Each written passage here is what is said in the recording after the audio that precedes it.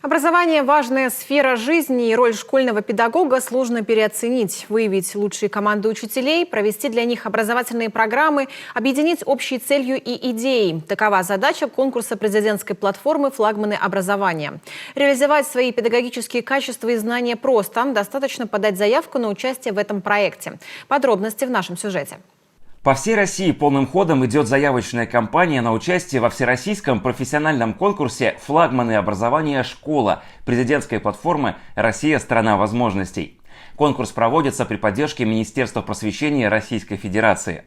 Цель конкурса – выявить и поддержать талантливых управленцев системы образования, обладающих высоким уровнем лидерских качеств.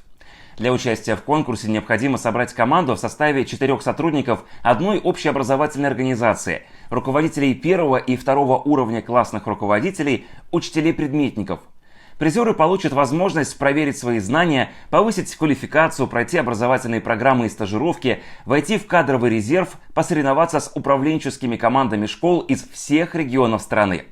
В конкурсе нет ограничений. К участию приглашаются как опытные сотрудники образовательных организаций, так и имеющие небольшой стаж. Мы расширяем конкурс действительно для того, чтобы у еще большего количества людей в нашей стране была возможность реализовать свои таланты и свой потенциал. Нам бы очень хотелось, чтобы учителя, которым мы благодарны за их труд, становились руководителями школ, становились руководителями департаментов образования, министрами образования, выходили на федеральный уровень. Я желаю всем успеха и с нетерпением ждем наших участников.